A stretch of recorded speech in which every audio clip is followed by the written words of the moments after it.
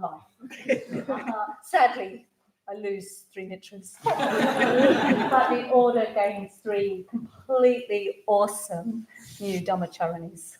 So everyone welcome to this ritual sending off of Miriam Broad, Jane Turner and Miriam Lynn to their ordination retreat, which is an 11-week retreat at Akashavana up in the mountains in Spain. Everybody probably knows a little bit of the, of Akashavana, the remoteness, the specialness, the potential lack of water if there's a drought,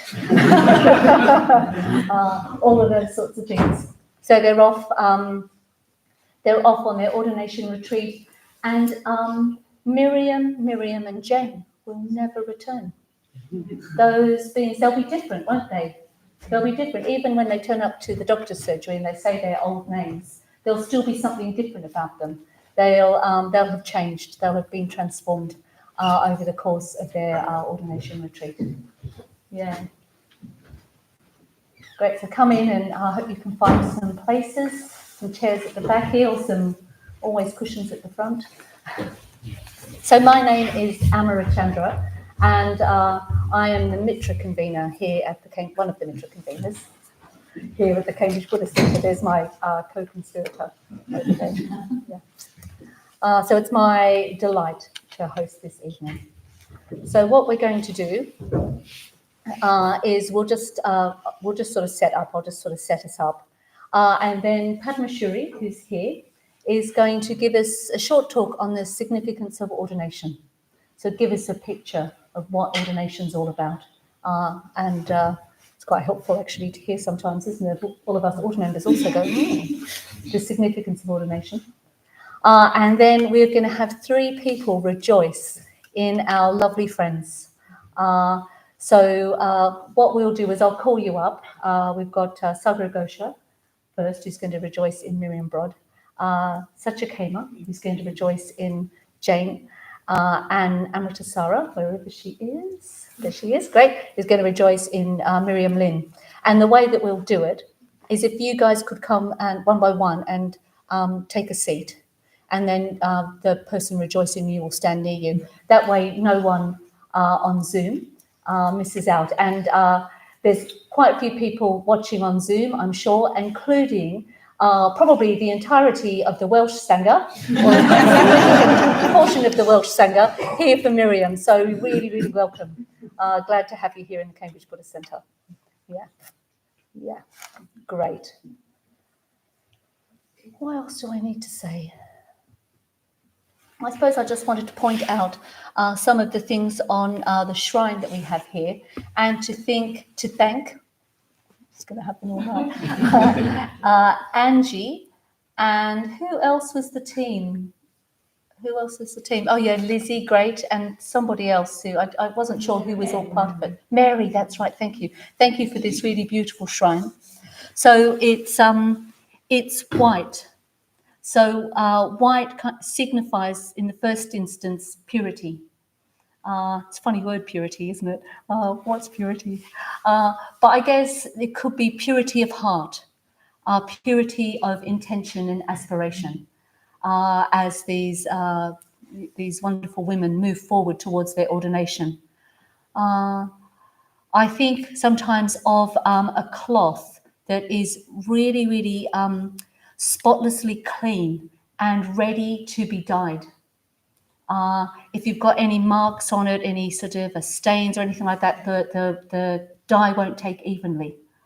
So they're off to be kind of immersed in the dye of the Dharma, and so there's a sense of purity there, that they're ready to sort of go on their ordination retreat and soak up all the goodness of that, including the importance of the initiation, the ordination ceremony right at the heart of the retreat. We also have gold, blue, and red to signify the Buddha, the Dharma, and the Sangha, the 3 jewels, the 3 most absolute precious things in Buddhism. And I won't go into that. If you need to know, ask these 3 women here. And then we have this one wonderful image here of a being, a bodhisattva, a being with 1,000 arms. And that represents the spirit in which we take on our ordination. It's a bodhisattva figure. A bodhisattva represents a wish for our lives and our Dharma practice to be for the benefit of all beings. So that, of course, there's our own personal aspirations and wish to practice, but then that is kind of perfumed and influenced and by a wish that we serve all beings, that all beings could be really happy, all beings could have freedom, all beings could sort of have freedom is the most wonderful word, isn't it? Could have real true freedom of heart and mind. So this bodhisattva represents this aspiration, and it's also gotten this idea of the many arms and the one body. So that's like the individuals joining the order. And then we have Bhante Sangharakshita here, who is the founder of the Triratna Buddhist order. And without him, without his genius, his practice and his life, we wouldn't be here. So that's a little, that's a little overview of the shrine. But I'm going to pass you over to Padmashuri now, and then she'll speak, and then I'll call up the three people to sort of do the rejoicings. So thanks, Padmashuri. Rejoice. You can just sit here. Oh, yes. Yeah, let me move the microphone a bit closer to you.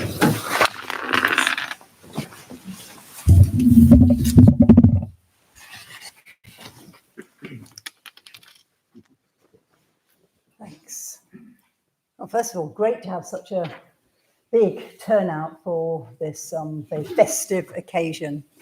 So my name is Padmashuri, and Amarachandra has asked me to speak a little bit, 10 minutes I've got, to speak about the significance of ordination within our community, within Triratna Buddhist community. And 10 minutes isn't very long, and I'm aware here that there are people who know a lot about what ordination is, people who have all themselves joined the order, probably wearing a kesa, which is what I've got on here, and there are people here who perhaps know nothing about Buddhism. So I've got to span all that within 10 minutes. So I'll do my best, and hopefully everybody will get a little bit of something out of what I'm going to say. So Buddhism stems from the Buddha who lived in India 2,500 years ago. He was born an ordinary human being. There's no sort of God in Buddhism. He was born an ordinary human being, and he gained a state of perfection, you could say, called enlightenment, sometimes called awakening. And he did this through his own merits, through his own practice, through his understanding, really, of the way the world worked, you could say. And the state of enlightenment is sometimes described as a state of peace, a state of freedom, and it is imbued with the deepest wisdom and the broadest compassion. These two, wisdom and compassion, you will often hear when you hear Buddhism being talked about, what did the Buddha teach, or what did the Buddha practice? Wisdom and compassion. And of course, one could give whole lectures on those two things. But he didn't just stay with his own enlightenment experience. He went out and taught for others, because he realized that there were other people who could also understand some of the truths that he himself had understood. He saw that other beings could also transform themselves towards that state of perfect enlightenment. Buddhism is sometimes just referred to as the Dharma. Amarachandra mentioned, the three jewels of Buddhism: the Buddha, the Dharma, and the Sangha. And the Dharma sometimes just means the teaching, sometimes means the truth. And when you come along to the Buddhist Center here and you come to any classes on Buddhism, You will hear that word, the Dharma, used a lot. And you will find there's many, many, many different teachings on the Dharma. And sometimes it can be a little bit befuddling what it is all about. And the Dharma has sometimes been called, well, you know, even in some of the sutras, it's said that the Dharma is deep, it's profound, it's subtle, and it's wonderful. Even just hearing those 4 words, you know, the Dharma is deep and profound and subtle and wonderful. And the Dharma is in alignment with the realities of the way things are, the way the world is. The Dharma is not based on any blind beliefs. There are no blind beliefs to take on as a Buddhist. This was something I found very revelationary when I first sort of came along to Buddhism, having been brought up a Christian, and you know, there were certain things I felt that I needed to believe in and I couldn't always. With Buddhism, the Buddha always taught, test out my Dharma for yourself.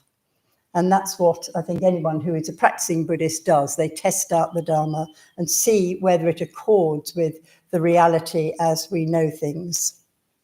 So Buddhism is not based on blind belief. And Buddhism, you know, as it say, came from the Buddha all those centuries ago. But Buddhism, the Dharma, truth, is as relevant to us today as it was to Siddhartha Gautama all those years ago in ancient India, because of that accordance with reality, because the Dharma speaks to the individual human being. And I'm sure many of you who do come along to classes and things at the centre or read books on Buddhism, you have aha moments. This is speaking to me.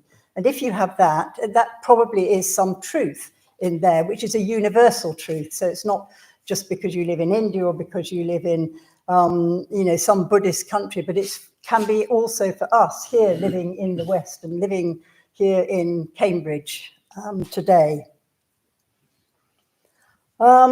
Buddhism is also means living a life. If you become a Buddhist and you really take that quite deeply, which these 3 are taking deeply, it means living a life of meaning which has fulfillment within it. And I think that anyone who's been practicing the Dharma a long time will, you know, those sort of things will resonate with them. So down the ages, from the time of the Buddha to today, many different traditions were set up, often by, you know, by people who themselves had practiced Buddhism, practiced the Dharma, set up possibly their own schools in their own countries, you know, particularly in the Eastern world. And down the ages, many different traditions have been founded. Some have died out, some have continued, some have sort of slightly changed. And coming right down to today, in the 1960s, an Englishman called, with a Buddhist name called Sangharakshita, founded this Buddhist tradition, the Triratna Buddhist community. It wasn't called that then, it is now. It was called the Friends of the Western Buddhist Order, and then a number of years ago now it changed to the Triratna Buddhist Community and Order. So, yes, he was an Englishman, and he has taken the Buddha's teachings. He hasn't sort of, he hasn't changed the Buddha's teachings. In a way, he's gone more and more deeply into the teachings of the Buddha, but made them relevant to us practicing in our world, in the modern world today, in our very confusing world that we live in today, which is extremely different from how it must have been at the time of the Buddha. So it is really important to know and really understand that what Triratna teaches, what Bhante Sangharakshita, we call him Bhante, which means a revered one, what he taught and has articulated for us is steeped in what the Buddha taught. It's not going off at some weird tangents. So from very small beginnings in the sometime in the almost 60 years ago, this community has grown and spread across the globe. It started in England, started in London, and is now we've got centres all over the world. Not in every country, but hopefully one day maybe there will be. And the order is at the heart of this tradition and this community. So the order, the Triratna Buddhist order, is at the heart of the community. And the order is comprised of both men and women from all walks of life. I mean, you'll see if you just look around with anybody here wearing a kesa, and you look at them, everybody looks a bit different, and some people are older and very grey and getting rather wrinkled, if not very wrinkled, and some are youthful, and can't see quite so many of them around at the moment, but hopefully more. They come from all sorts of backgrounds, and of course think of this globally now, because we're just here in Cambridge, but this is across the world. People from different ages, different walks of life, different cultures, all practicing the Dharma. Very diverse people living in different ways, some living in residential communities, some living on their own, some bringing up families, some having careers. Buddhism is for everyone, and Triratna Buddhist community and the order can be for anybody who wants to take that committed step. So what is an order member? Well, this is where, how can one say this in a few minutes? Well, I think all I'm going to say here is that all members of the order are committed to putting the teachings and practices of Buddhism central in their lives. And that is witnessed by other people who have also put those teachings and practices central in their lives. And all the sort of daily things of life that go on, sort of in a way you always have this reference point of, so for me, my reference point is I made this commitment. I took the step of ordination back in 1980, and I'm still practicing today. And sort of all that I do now, now I'm sort of retired from certain kind of work and things, but all that I do somewhere has a reference to that point that I took, that step that I took of ordination, which these three will be taking in the next weeks. So these three, Miriam, and Jane, it'd be great when you're not Miriam B or Miriam L. Well, you'll have your own unique names when you come back from ordination. Yes, at some point, these three, they will have taken the step of becoming a mitra, which Amarachandra mentioned. She's the mitra convener, wasn't probably in the time when you became mitra. So at that point, they said, yes, I'm a Buddhist, and yes, I want to practice within this community. And then they'll have been having all sorts of study groups and learning more, going more deeply into the Dharma. And then at some point, each one of them has requested ordination. And you request, and it's not sort of automatic that then you just go ahead and you're ordained. Then you get grilled a bit, So have you really understood what this step is? And I'm sure they all have their own stories about that. And I'm sure they'll share them one day if they haven't already. Yes. So these three are going off on their ordination retreat, and they are very fortunate, these three women, because they're able to go on this long ordination retreat, which happens for the women and for the men in different parts of Spain every year. Not everybody, to be an order member, you don't necessarily have to go on one of these long retreats, because obviously if you're bringing up a young family or you've got a particular career, you don't have the sort of time or opportunity to go. You're an order member just as much whether you've been on a 10-day retreat or an 11-week retreat. However, being able to go on an 11-week retreat along with an international bunch of other women, and I think there's 19 of you being ordained this year in Aragon, up in the mountains in Spain, is very, very special. There'll be, there's a particular thing, there's a whole course. It's led by very experienced order members, there's a course, there'll be different sort of phases to that retreat. And at some point within that retreat, you will have your ordination. And there are two parts to the ordination. There's the private ordination and the public ordination, and they're not separate. It's two parts of the whole. So at some point, your preceptor will be there with you, and they will witness your effective going for refuge privately. You're taking that step. Even if nobody else in the world was doing it, you would still have the intention you would be doing that. And then it's not just an individual thing that we do, and this is very strong and something that Bhante Sangharakshita always pointed out right from the beginning. Amarachandra mentioned the Bodhisattva ideal. We're not just doing this for ourselves, for our own practice, just for myself. It's actually also for others and for the world. And sometimes that's a little bit mysterious, but that is the sort of second half of the ordination ceremony, is the public part, which, because they're up in the mountains, it can't be very public. In fact, it will only be the community who live up there and the people who are with you at that point. And at the end of that, you will be a member of the Triratna Buddhist order. And you will have a new name. And for those family members and others, the names do at some point kind of come out.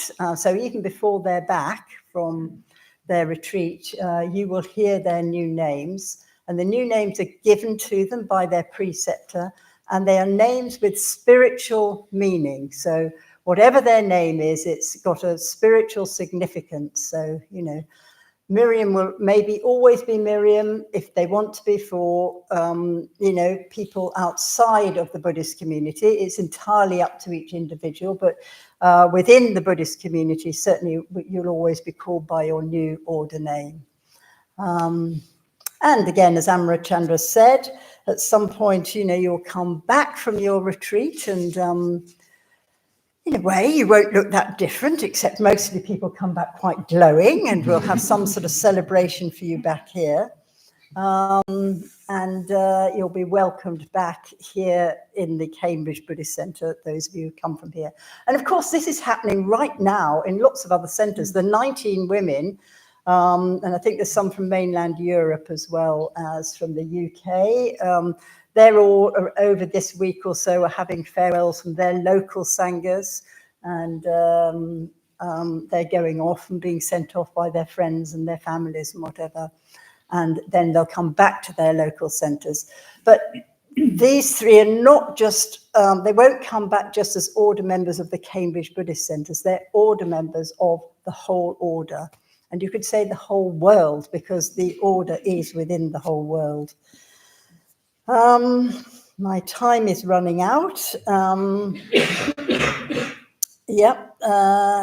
So ordination, you could say is a sort of goal, although I think that's a very dodgy thing to sort of look at it in terms of a goal, because it's not a goal as such. In a way, it's the beginning.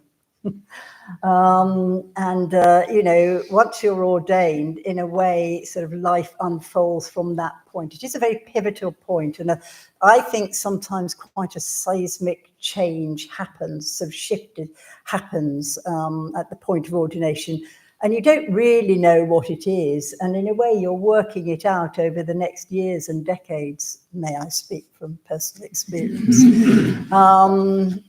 So it is a very, very important step, and it's very significant. And yes, they'll come back and they'll practice within this community and live out their Buddhist ideals within an imperfect community, which we are imperfect, we're imperfect human beings, but within a very vital spiritual community and order. And so I really wish you well.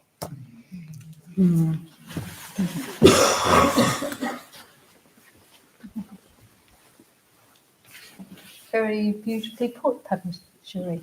Thank you very much. Very, very, your best one yet, I think. You summed it up really, really well. So let's move into the rejoicing part. So I'm going to invite Sagar Ghosha to come up, and Miriam as well. So Miriam, would you take the chair, and Sagaragosha can stand behind you or next to you. And I'm just going to inelegantly move the microphone so no one in Wales misses a word.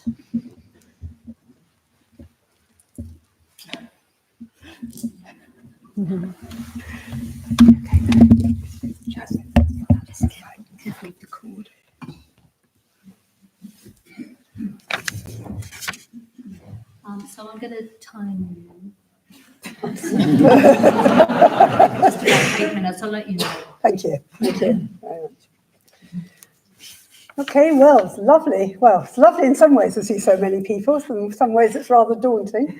But I'm really pleased to be able to rejoice in Miriam, because I've known Miriam actually for quite a long time, basically from her very early days coming to the Buddhist Centre. So I've just seen her blossom, and it has been just such a delight. So I thought I'd start by just giving you a very brief life story, so you know where she's sort of come from a bit. And it's just picking out a few points. I mean, I was very struck when she told me that she went to primary school in Brussels and she was taught in French. And she only came to England halfway through her O-levels. And apparently her grandfather taught her how to write in English.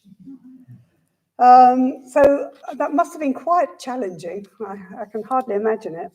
And then she went on to read maths at Oxford and do research there. So you can tell she's a very intelligent woman. And during that time, she met her husband, William, who's sitting up there. And she has 2 children who are also up there, and as are her parents. And her working life has been mostly being a project manager in a tech firm. And I'll say a bit more about that in a minute. And she took early retirement a couple of years ago and has been sort of devoting herself much more to her practice since then. So let me just start again saying, you know, obviously Miriam's intelligent, but it's not just sort of an abstract thought. She's also very caring about the needs of others and thinking about how she does things. And also she cares, I mean, I was going to say, you know, she cares a lot about her family, you know, so, and during the time I've known her, her children have become independent, which always is a bit of a challenge for a mother. And I know that, you know, the family is going to continue to be an important part of her life, you know, even when she comes back. Because she does care deeply about their well-being. And as I say, I've known Miriam from very early days, but she also did Mitra study with me and with Dartishvari. And when she started there, she found it really, she wasn't at all confident in a group, also finding it quite hard with strangers. So, you know, she had to get used to being in this group of women and realizing they were friendly, as were the leaders, of course.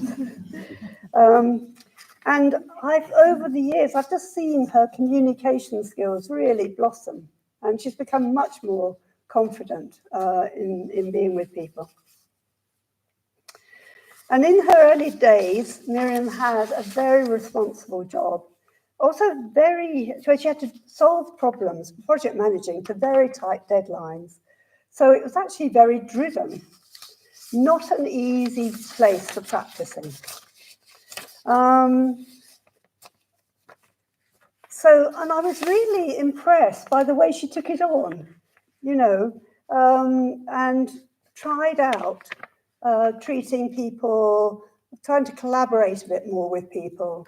And, you know, despite having to all the time sort of push for things and make things happen. So she had to sort of find out what metta or loving kindness meant in a workplace like that. And I know that she did manage to develop more positive relationships with quite a few of the people around her, although, you know, it's not an easy context. And all the time that I've known her, Miriam's been very aware of what she's experiencing and how she is responding to life. And she's been very open and honest about what's going on and very willing to learn, wanting to learn. I think it's a lovely aspect of her, that she really loves learning. And doing that both for her own peace of mind and to be helpful to others. She also started a meditation group at work, which is, again, a brave thing to do in such a context. And that enabled her to bring her Buddhist values into the workplace and also to help some of her colleagues, you know, with their stress. As I say, a couple of years ago, she took early retirement, which again is quite a courageous step. And then she was stepping into a very different culture here at the Buddhist Centre. And she's taken the opportunity to go on retreat more, to develop friendships, and to help the Buddhist Centre. And these changes have brought their own challenges, because she's been used to sort of pushing to get them, being driven to get things done, but that doesn't always work. In fact, it doesn't work at all in the Buddhist Centre. We have rather a different way of going about things. And it's also a place where it's good to show some vulnerability. And of course, for Miriam, who's a very competent woman, that is, you know, quite difficult. But she's done it. And again, as I say, she's explored, learnt, and, you know, I've been very impressed. Sometimes she's come to me and said, oh, this thing didn't go so well. You know, can we talk about how I might have done it differently? She has lots of energy and wants to put the energy to good use. So I'm sure she's going to do more for the Buddhist Centre when she's ordained.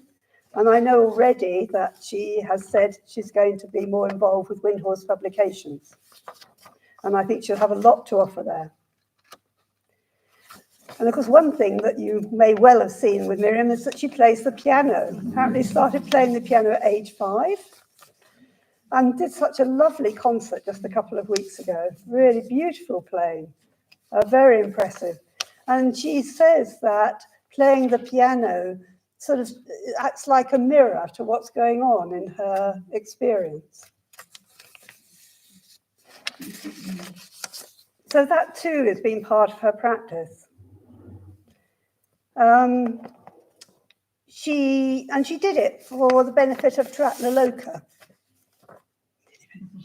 which is a place which helps prepare women for ordination.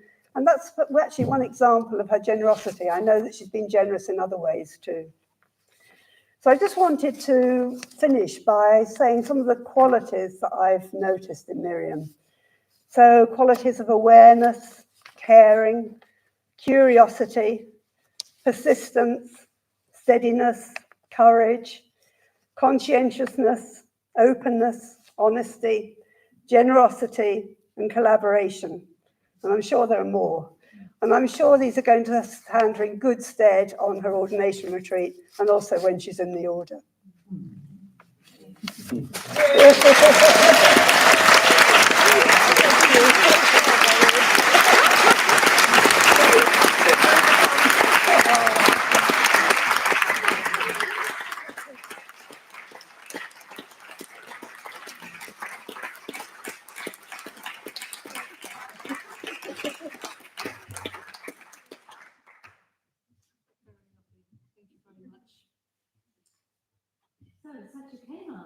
Sajikema is here to rejoice in Jane Turner.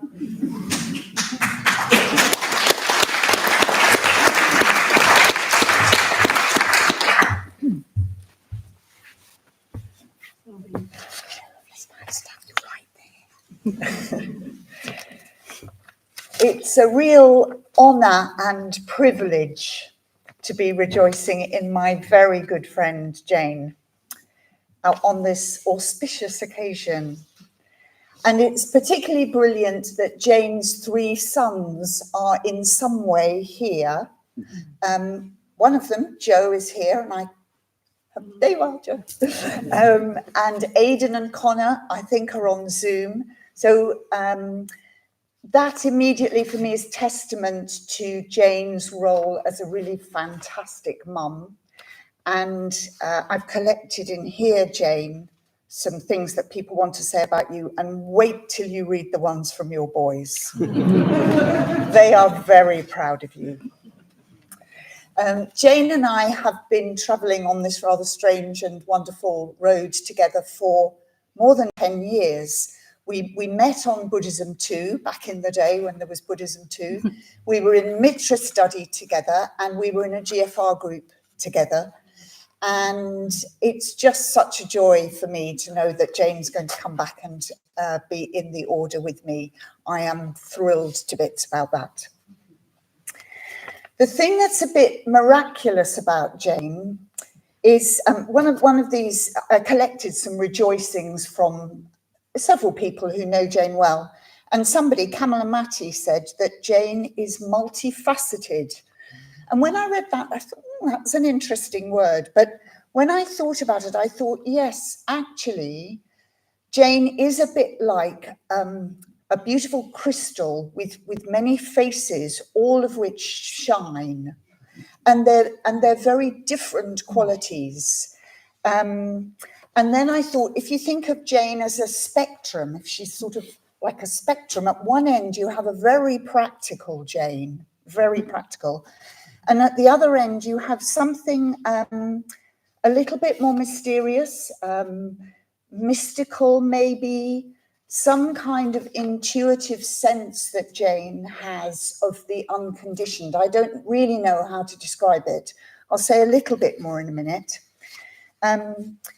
And I can give you some examples of these ends of the spectrum. At the practical end, Jane, as I say, is a great mum and homemaker. She's worked on reception here at the centre for many years. Many of you will have encountered her there. At any event that we have in the centre, you can pretty much rely on the fact that Jane's head will be in the dishwasher quite a lot of the time, or her hands in the sink. And this is something that many of you won't know, but her family will know, that when Jane is particularly kind of overwrought about something, she cleans her house. And at our Mitra study group, she used to come and we did check-ins at the beginning. And if Jane arrived and said she'd been cleaning her house, we all used to kind of flinch slightly because we'd know that there was something coming, something that was exercising Jane quite severely. The other end of the spectrum is a bit more difficult to describe. It's as if Jane has one foot in a realm that is rarely experienced by many of us. And the way that she chooses to experience the world is deeply rooted in her practices of awareness and kindness. And what I then witness as a friend of hers is someone who's able to stand in a spacious, calm, responsive place, even if things around her are going a bit pear-shaped. And it's deeply rooted in some mysterious way in the transcendental. She understands things in a different way somehow, different from the everyday. She returned from a solitary retreat a little while ago, having read with great delight the whole of Rob Berbeer's Seeing That Frees. And she was intending to read it again. Now, not everybody will know that book, but some of you will. And I suspect I'm not alone in saying that that particular achievement has so far eluded me. I have never got to the end. It was a walk in the park for Jane.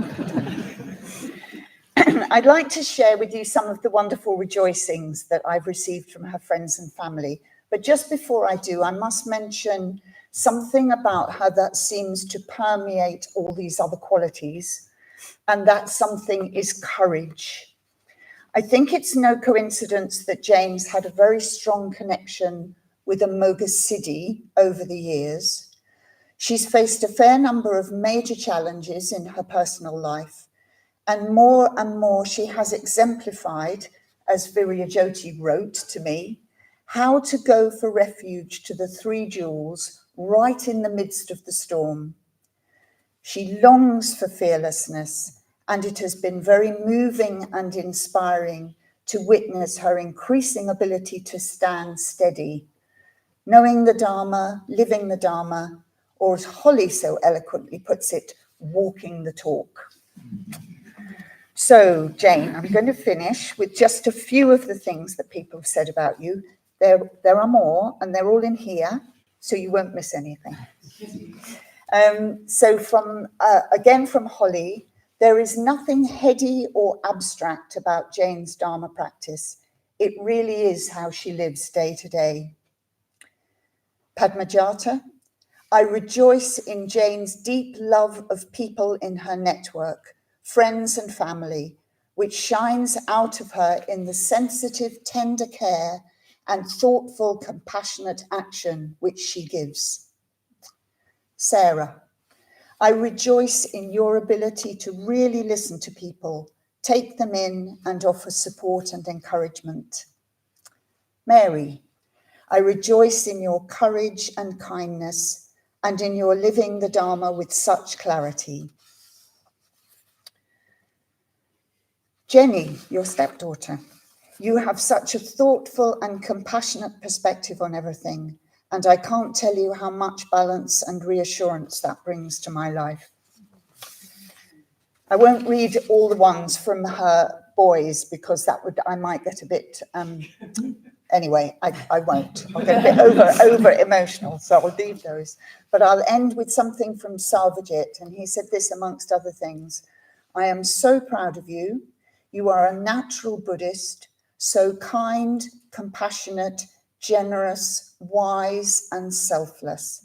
I can't wait to share my life with the new being that emerges from this latest adventure.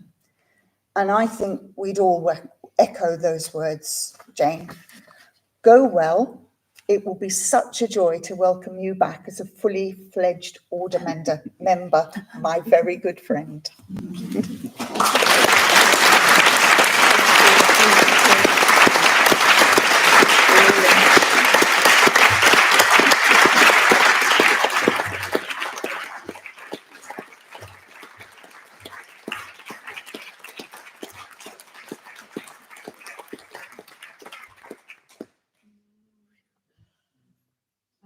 Amritasara is ready to go.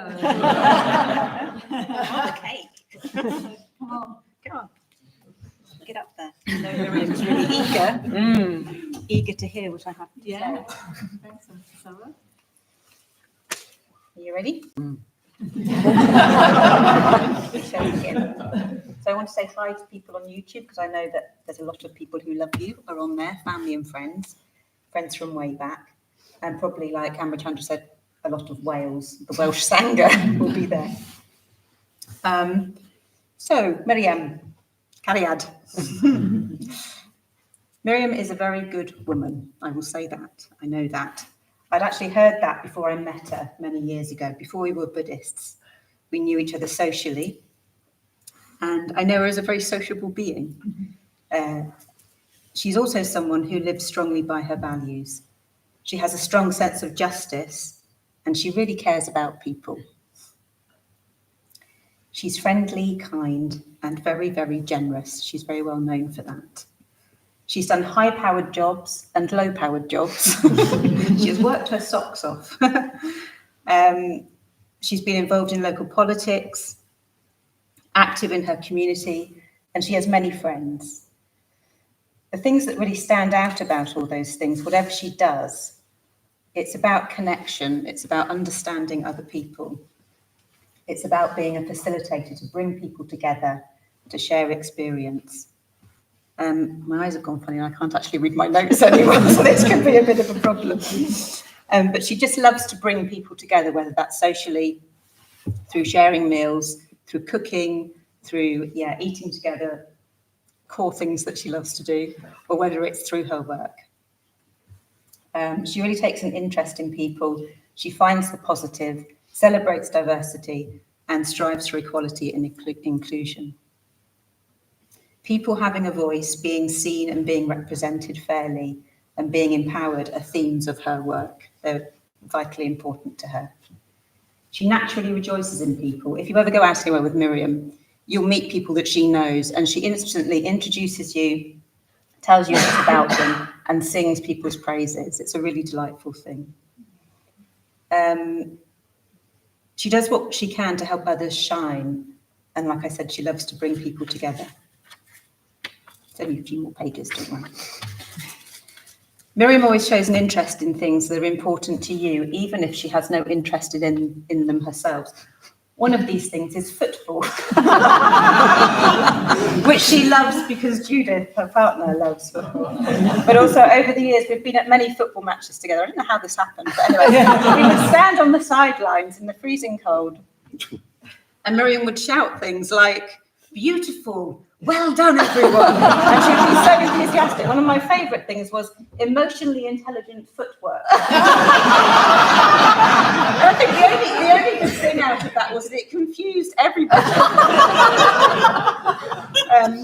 But she always brings this kind of, this positivity, this excitement, this energy to things, even if it's something that she has no clue about and wouldn't do on her own.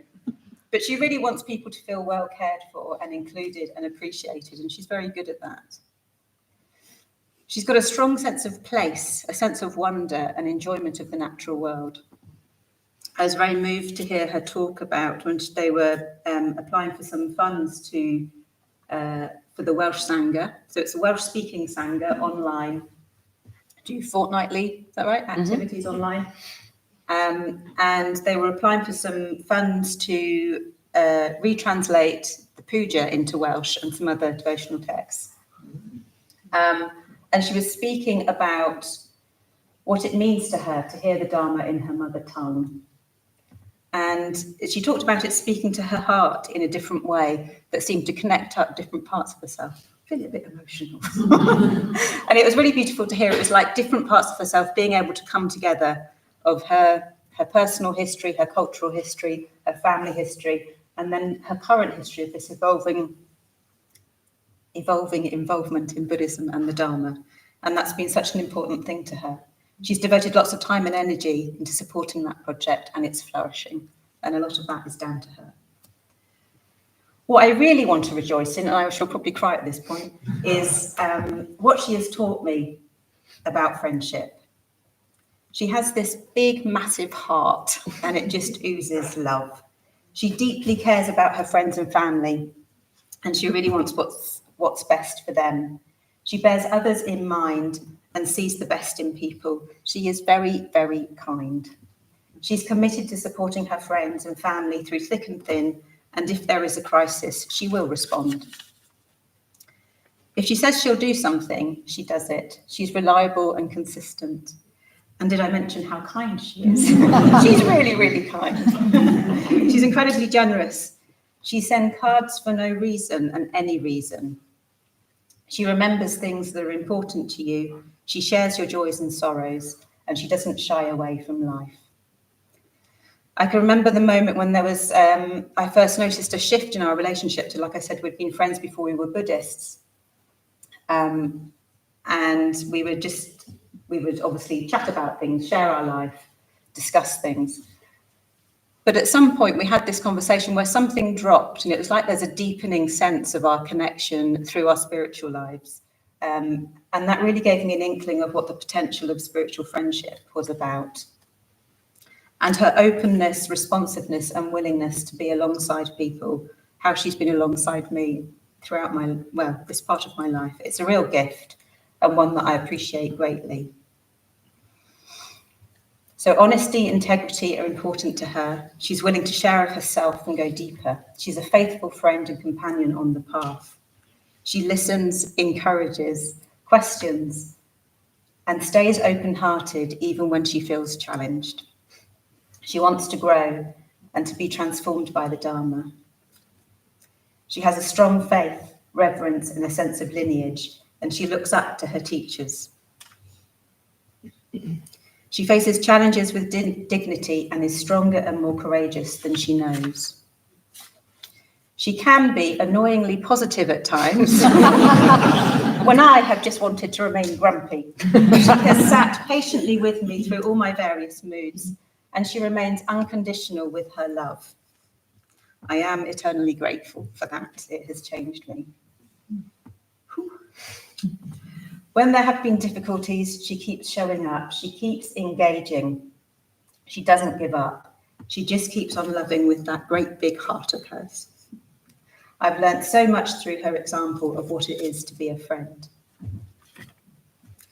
Miriam is well known for her generosity. She will always help where she can. She's really looked at her motivations and views around giving. She's listened to feedback and she's been open to discussions and sometimes some arguments that we've had about it. But her generous spirit shines through all of that. It's her approach to life. It's kind of deeply embedded in her, this generous spirit, kindness, being a good friend and helping others. When Miriam makes up her mind to do something and she decides she really wants to do something, she moves towards it wholeheartedly. She commits. She puts her energy into it, seeing what needs to be done and doing it. She knows what she's working on and she wants to understand. She wants to go deeper and does this with intelligence and good humour. So I was thinking about what's different now, like what's different I've always known her as being kind and generous. 1 minute. And I thought the difference now is this renewed sense of clarity, of motivation, which is inspired by ethical practice. She takes herself into account more and more, as well as all other beings. And her deepening commitment, deepening faith, her deepening understanding means that she's able to be more true to herself and see herself more fully. So I'm sending you off up the mountain with so much love, so much appreciation. And yeah, I will be here when you get back and I look forward to meeting you then.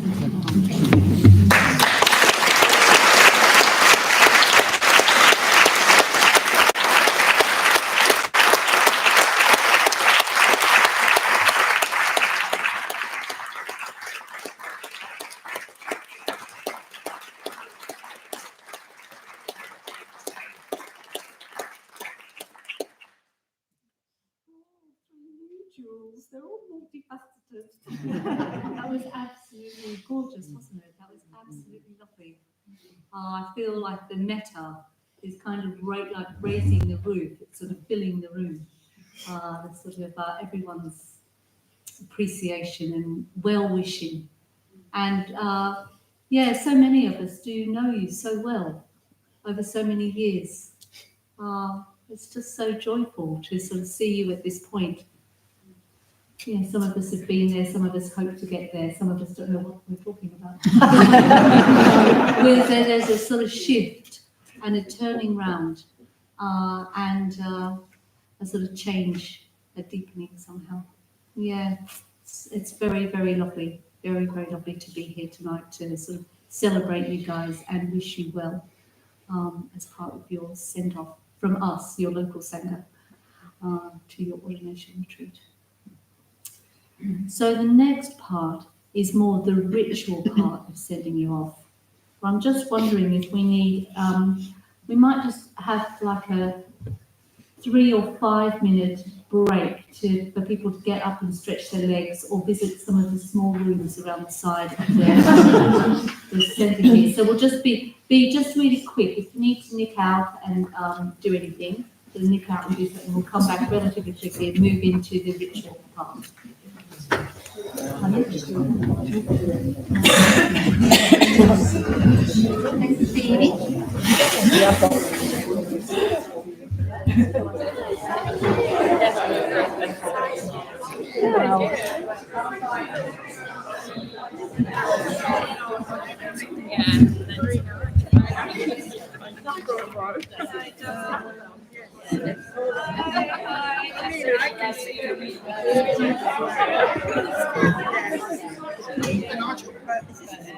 It's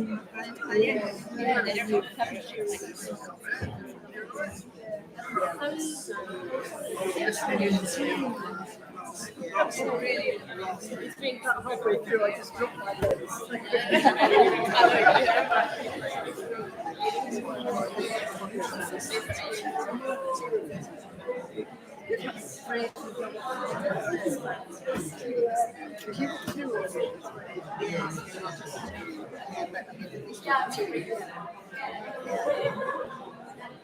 It's not recent.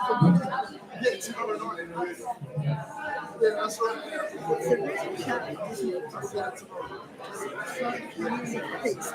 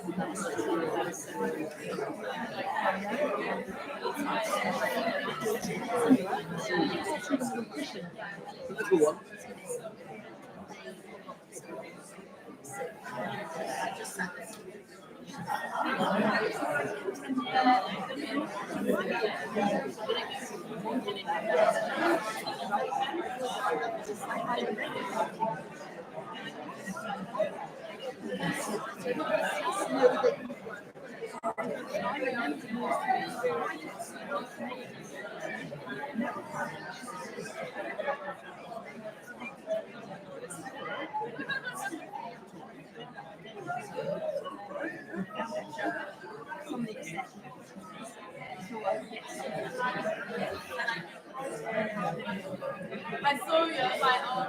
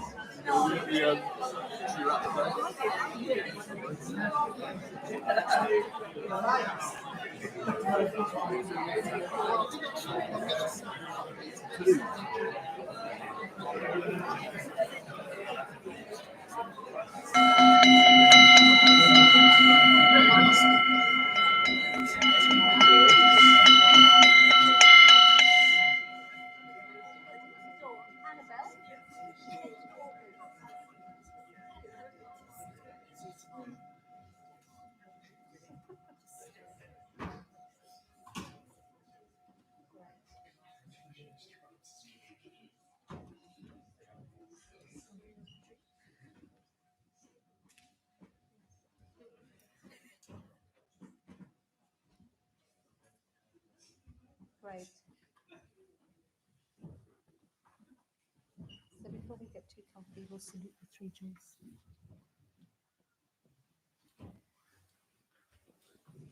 So let's salute the three jewels.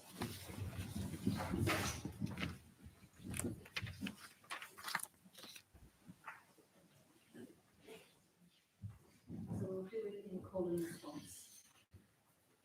Maybe just taking a moment just to round ourselves a little bit.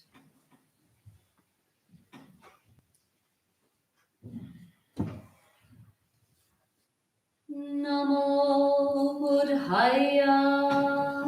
Namo Buddhaya.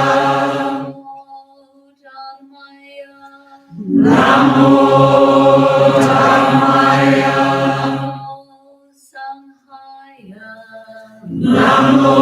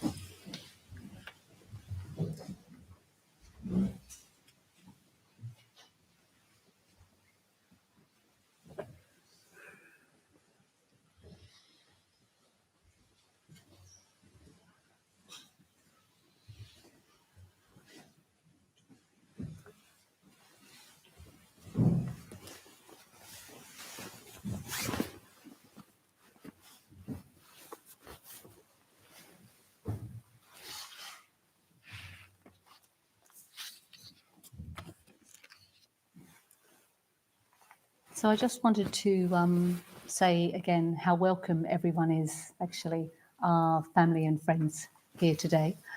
And just to sort of change the mood a little bit, just to sort of tuning in to the going forth aspect of what's happening here. I'm sure the families do know, because it's like 11 weeks. It's a long time, isn't it? But there's the important part of this is this significance of leaving the world behind for a while. Coming back, it's really important in Buddhism. The coming back is really important. But there's the leaving the world behind for a while. All of us are trying to sort of let go a little bit, aren't we? We're trying to simplify our lives. But this is a big, significant step to sort of go to your ordination retreat with this sort of sense of letting go, with all the letting goes you've been doing, all the renunciation, all the shifts, where shifts in perspective, shifts in what's important in life, so that now ready to make this bigger shift into joining the order. So tuning into that going forth aspect of what the ordination represents, really. So we're going to do A fourfold puja. Never heard of it before. So it's just the threefold puja with an extra verse of worship at the top. We've got 2 readings. Holly is going to give us a reading at the beginning from the Rainbow Road. Those of us, some of us will recognise it. And then we'll do this first verse of worship, which is nearly the same as the sevenfold puja worship, but slightly different. So get your ear out for that. And then Akasharani is going to give us a reading after that. And then we'll move into the threefold puja. After the first verse, opening reverence, Sarah is going to start us in the Shakyamuni mantra. And our 3 ordinands are going to come up, and we've got 3 candles here, and just make their offerings to the shrine, light those candles before the 3 jewels, before the symbols of Buddhism. So I'll do that. We'll keep the Shakyamuni mantra going for a little while. And then we'll have the second verse, after which we'll do the refuges and precepts in call and response. And then we'll have the third verse, offerings to the Buddha. We can go quiet then. And then one by one, they're going to make their own commitment. They're going to come up, and their names are absolutely beautifully written here. If they can just make out what it is. Their names are written in salt. So one by one, they're going to come up and scrub out their name. And we'll be in silence, and we will watch them leave. So we'll do that in silence. And then we'll go out and have a wild, raucous tea anyhow. And then at some stage, we'll help them leave. We'll do another sort of ritual leaving, but I'll explain that to you when it comes. Yeah. So I think that's all. Great.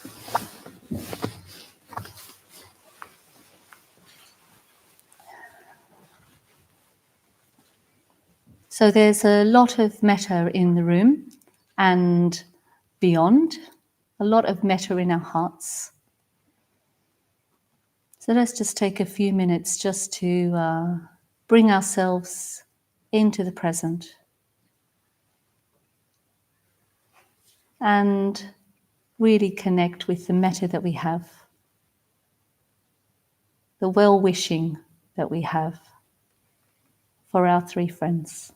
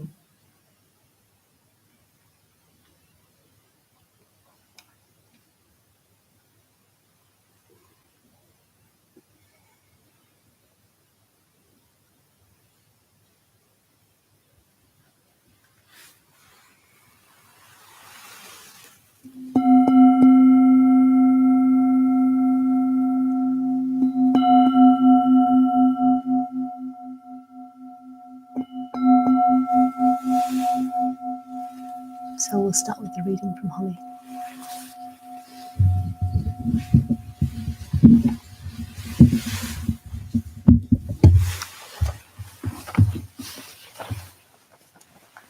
Bante's going forth from the Rainbow Road. There was only one way out. Religious societies, organisations and groups, far from being a help to spiritual development, were only a hindrance. However lofty the ideals with which they were founded, they had a natural tendency to degenerate. Instead of trying any longer to work with them, We would follow the example of the Buddha and sever at one stroke our connection with an incorrigible world. We would renounce the household life and go forth into the life of homelessness as wanderers in search of truth. For the last few months, we had only sat hesitantly on the shore of the vast ocean of the spiritual life. Now, casting aside all fear, we would plunge boldly in. Having made this resolution, we lost no time putting it into effect.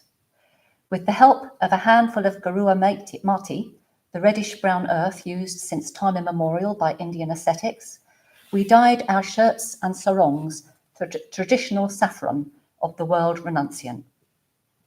Suitcases and watches were sold, trousers, jackets and shoes given away, identification papers destroyed. Apart from the robes that we were to wear, we kept only a blanket each and our books and notebooks. As for the last 3 months' hair and beard had been allowed to grow, we did not need shaving tackle. Next morning, after joyfully donning our saffron robes, we walked, feeling shy and rather conspicuous, through the bazaar to Dr. Guru Kipali Singh's house, as we had agreed to take breakfast there before leaving Kasoli. Apart from one of his sons, a stalwart youth who accompanied us part of the way, our worthy Sikh friend, whose deep emotion when he wished us success in our quest both humbled and heartened us, was the last person to whom we spoke before setting out on foot along the 10-mile road that led to the plains. Tibetan Buddhists believe that the appearance of a rainbow is one of the most auspicious of signs, and the biographies of their saints and yogis are replete with references to this phenomenon. Whether our going forth on 18th of August 1947 may be considered an auspicious event, I cannot say, but it was certainly signalised by the appearance not of one or two, but scores of rainbows. As we left Kasoli, it was raining, but as in the course of our descent we emerged from the clouds into the bright sunshine below, we saw arching the road at intervals of a few dozen yards, not single, but double and triple rainbows. Every time we turned a bend, we found more rainbows waiting for us. We passed through them as though through the multicoloured arcades of some celestial palace. Against the background of bright sunshine, jewel-like glittering raindrops, and hills of the freshest and most vivid green, this plethora of delicate seven-hued bows seemed like the epiphany of another world.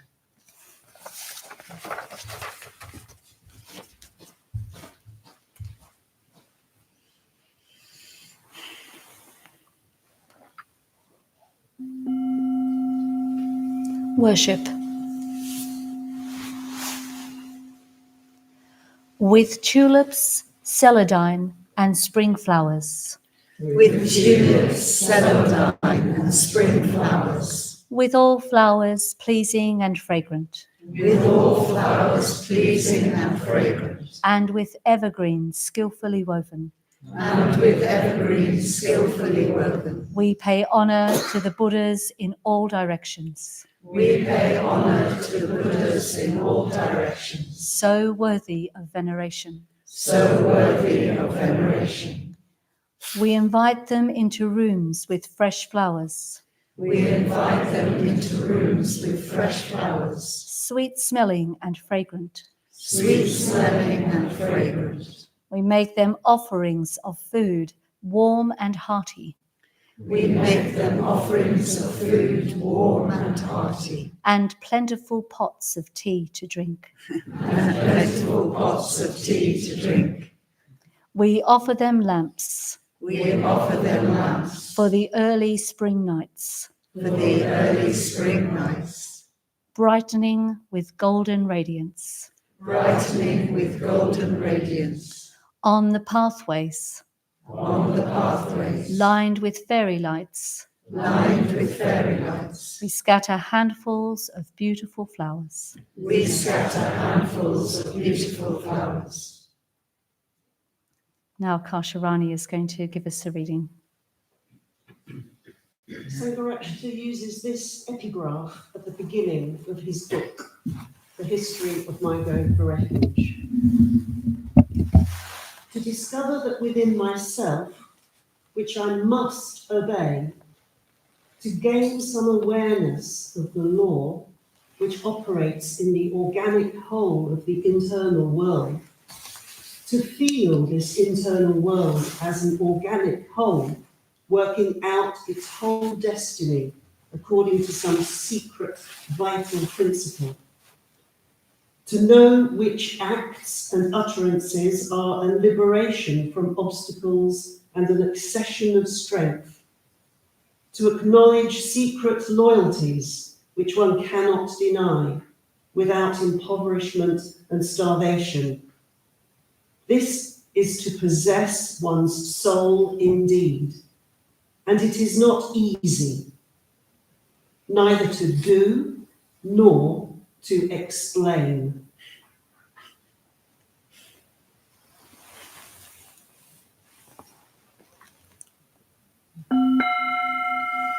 Reverence. We reverence the Buddha, We reverence the Buddha, the perfectly enlightened one, the perfectly enlightened one, the shower of the way. the shower of the way. We reverence the Dharma, We reverence the Dharma, the teaching of the Buddha, the teaching of the Buddha, which leads from darkness to light. which leads from darkness to light. We reverence the Sangha, We reverence the Sangha, the fellowship of the Buddha's disciples, the fellowship of the Buddha's disciples, that inspires and guides. that inspires and guides. Muni Muni Mahamuni Shakyamuni Sadhu. Muni Muni Mahamuni Shakyamuni Sadhu. Muni Muni Mahamuni Shakyamuni Sadhu. Muni Muni Mahamuni Shakyamuni Sadhu. Muni Muni Mahamuni Shakyamuni Sadhu. Muni Muni Mahamuni Shakyamuni Sadhu. Om Muni Muni Mahamuni Shakyamuni Sadhu. Muni Muni Mahamuni Shakyamuni Sadhu. Muni Muni Mahamuni Shakyamuni Sadhu. Om Muni Muni Mahamuni Shakyamuni Sadhu. Muni Muni Mahamuni Shakyamuni Sadhu. Muni Muni Mahamuni Shakyamuni Sadhu. Muni Muni Mahamuni Shakyamuni Sadhu. Muni Muni Mahamuni Shakyamuni Sadhu. Muni Muni Mahamuni Shakyamuni Sadhu. Mahamuni Shakyamuni Sadhu. Muni Mahamuni Shakyamuni Sadhu.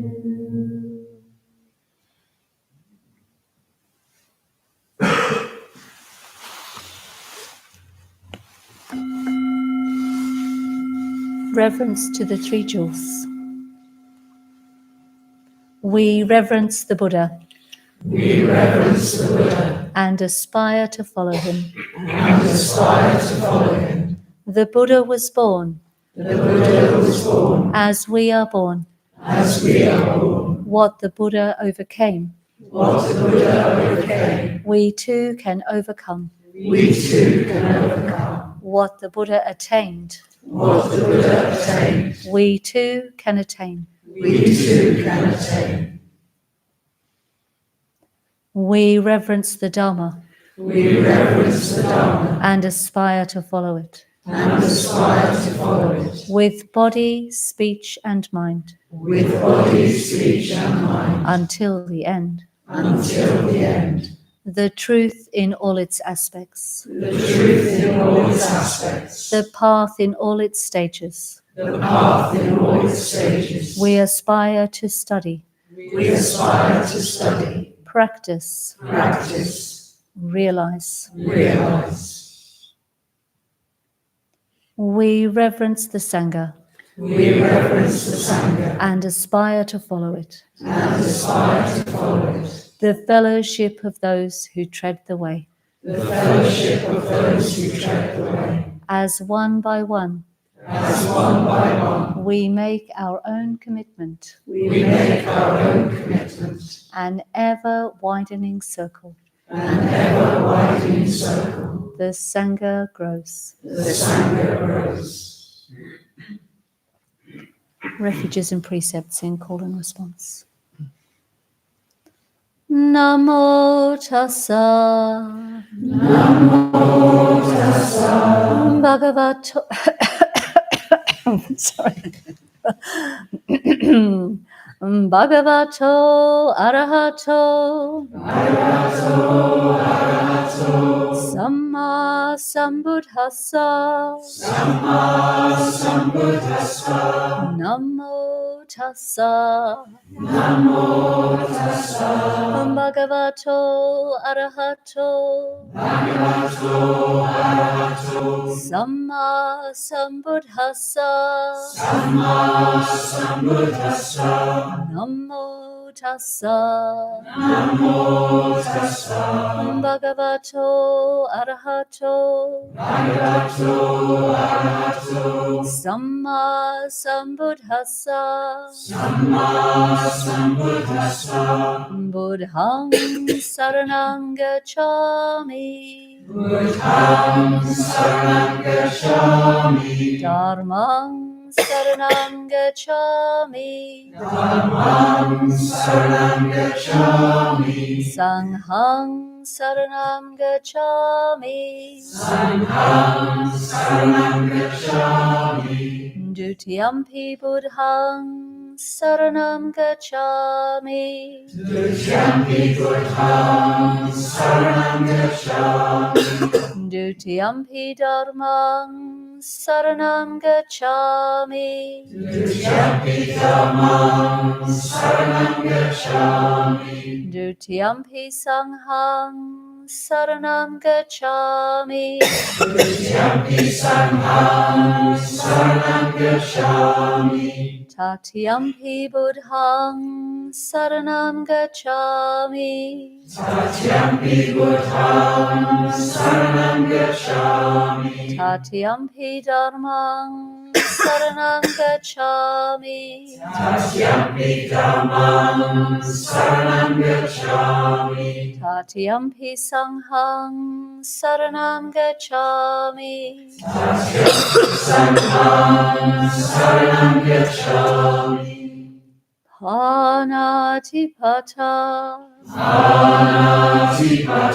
Verumani, Sikhapadam, Samadhyami, Adinadana,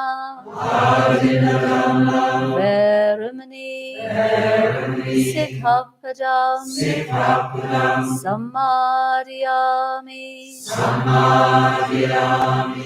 Hamesu, Michachara, Verumani, Sikhapadam, Samadhyami, Musavada,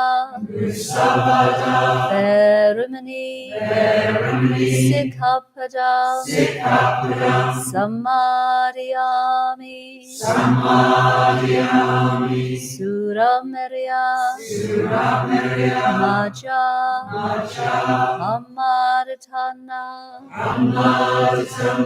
Verumani, Sikhapadam, Samadhyami,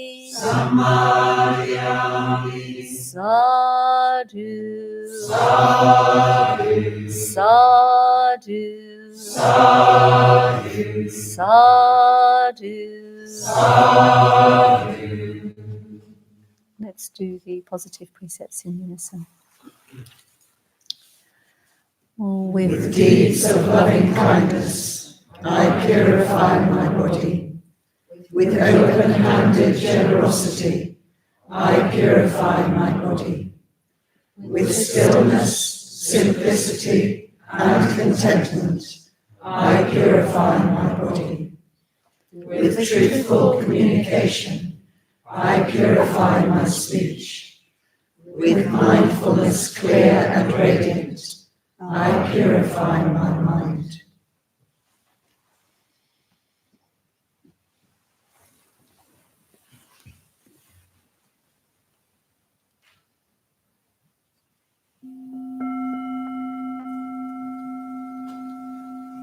Offerings to the Buddha. Reverencing the Buddha. Reverencing the Buddha, We offer flowers. we offer flowers. Flowers that today Flowers that today are fresh and sweetly blooming. are fresh and sweetly blooming. Flowers that tomorrow Flowers that tomorrow are faded and fallen. are faded and fallen. Our bodies too, like flowers, Our bodies too, like flowers, will pass away. will pass away. Reverencing the Buddha. Reverencing the Buddha, We offer candles. we offer candles. To him who is the light, To him who is the light, we offer light. we offer light. From his greater lamp, From his greater lamp, a lesser lamp we light within us. the lesser lamp we light within us. The lamp of Bodhi, The lamp of Bodhi, shining within our hearts. shining within our hearts. Reverencing the Buddha, Reverencing the Buddha, we offer incense. we offer incense. Incense whose fragrance pervades the air. Incense whose fragrance pervades the air. The fragrance of the perfect life, The fragrance of the perfect life, sweeter than incense, sweeter than incense, spreads in all directions spreads in all directions throughout the world. throughout the world.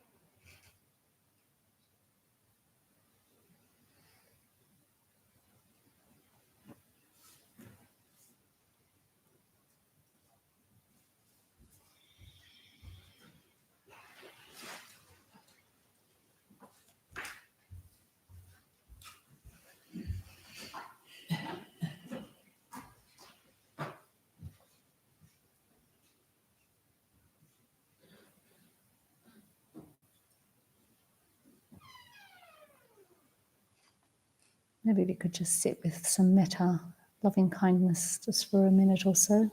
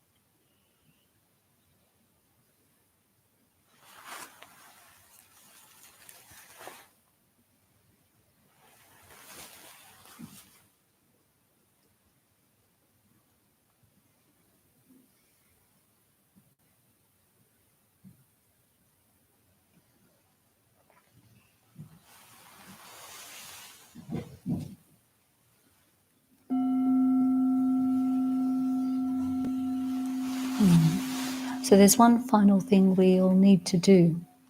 So at about 9:15, I'll try to get the noise under control in the foyer and try to sort of bring things to a close. And I'll ask Miriam, Jane and Miriam to gather their things and their people with them, gather their things. And if we'll just stop at that stage when I ring a bell and we can say the blessings for them and they can ritually leave the Buddhist Center on a wave of our blessings. Yeah. So that'll be about 9:15. So I hope lots of people can stay till then.